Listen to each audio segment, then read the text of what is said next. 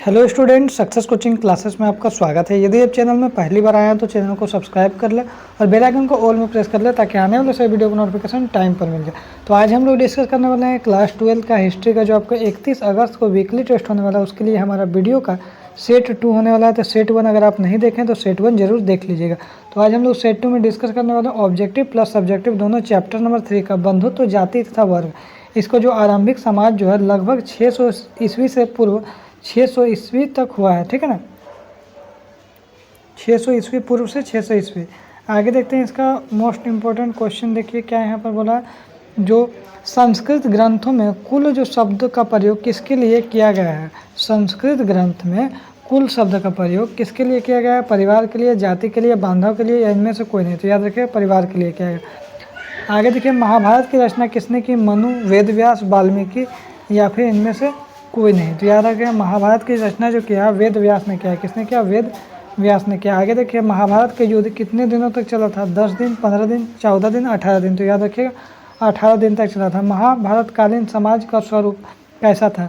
पितृ सत्तात्मक, मातृ सत्तात्मक, या कुल सत्तात्मक, या इनमें से कोई नहीं। तो याद रखिएगा पितृ सत्तात्मक था। आगे यदि देखते हैं क्वेश्चन नंबर 5 क्या बोल रहा है। मनुस्मृति में कितने प्रकार के विवाह का उल्लेख है। 8 प्रकार, 16 प्रकार, 9 प्रकार और 4 प्रकार। तो याद रखिए 8 प्रकार के विवाह का उल्लेख किया गया है। आगे देखिए दुर्योधन की माँ कौन थी। गांधारी, कुंती, माद्री या सत्यावती। तो याद रखिएगा आपको इसका राइट आंसर हो जाएगा गांधारी। इसका राइट आंसर हो जाएगा दुर्योधन की माँ थी।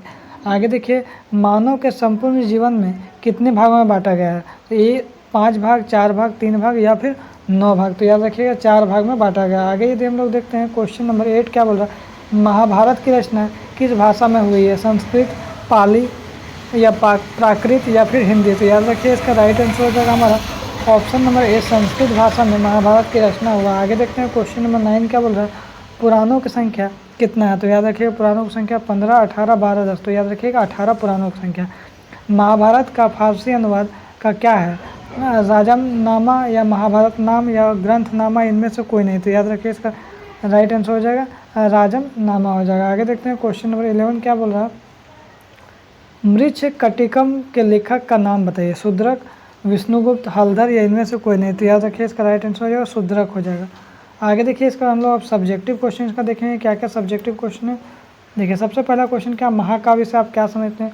तो एक लंबी कविता जिसमें किसी नायक अथवा राष्ट्र के जीवन एवं उपलब्धियों का विषाद वर्णन हो, जैसे महाभारत, उसको हम लोग क्या बोलते हैं, महाकाव्य बोलते हैं। आगे देखिए गोत्र को परिभाषित करिए।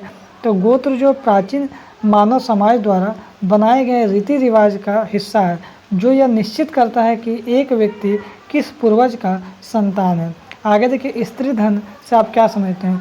तो विवाह के समय स्त्री को प्राप्त जो उदाहरण स्वरूप धन को स्त्री धन कहा जाता है। यह दहेज से अलग है, क्योंकि दहेज वर पक्ष को दिया जाता है और स्त्री धन पर संपूर्ण रूप से स्त्री का अधिकार होता है। आगे देखिए मनुस्मृति के 2 महत्व बताइए। तो पहला, यह तत्कालीन समाज के नियमों तथा रीतियों का वर्णन देता है। इसका प्रभाव आज भी समाज में दिखलाई देता है। आगे यदि हम लोग देखते हैं कुल तथा जाति का क्या अर्थ है। तो बोल रहा संस्कृत ग्रंथों में कुल शब्द का प्रयोग परिवार के लिए और जाति शब्द का प्रयोग बांधवों के बड़े समूह के लिए होता है। आगे देखिए अंतर्विवाह से आपका क्या तात्पर्य। अंतर्विवाह में वैवाहिक संबंध समूह के मध्य ही होता है, या समूह, गोत्र, कुल अथवा जाति, या फिर एक ही स्थान पर बसने वालों का हो सकता है। आगे यदि हम लोग देखते हैं क्वेश्चन नंबर 7 क्या बोल रहा है। जो नाट्य शास्त्र के लेखक का नाम बताइए। तो याद रखिएगा भरत मुनि। महाभारत के सबसे चुनौतीपूर्ण प्रसंगों में से एक का उल्लेख कीजिए। तो यहाँ क्या बोल रहा है, महाभारत के सबसे चुनौतीपूर्ण प्रकरणों में से एक द्रौपदी का 5 पांडवों के साथ विवाह है। यह बहुपतित्व, कई पत्नियों वाली महिला की प्रथा का एक उदाहरण है, जो हमारे महाकाव्य में एक केंद्र विषय बना है।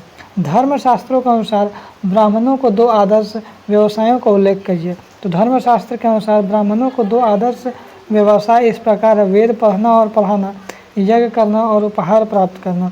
आगे देखिए जो पंचम वेद की संज्ञा किसे दी गई है। तो महाभारत को दी गई है।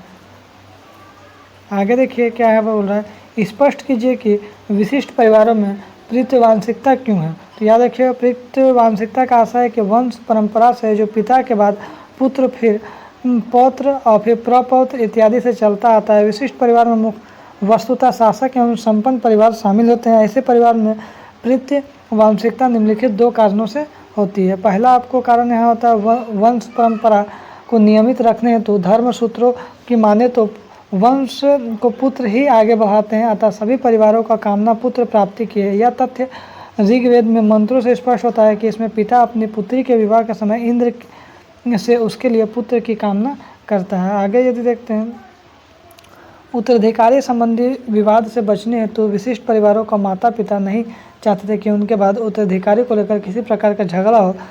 राज परिवारों में तो उत्तराधिकारी के रूप में राजगद्दी भी शामिल थी, अतः पुत्र न होने पर आवश्यक विवाद होता था।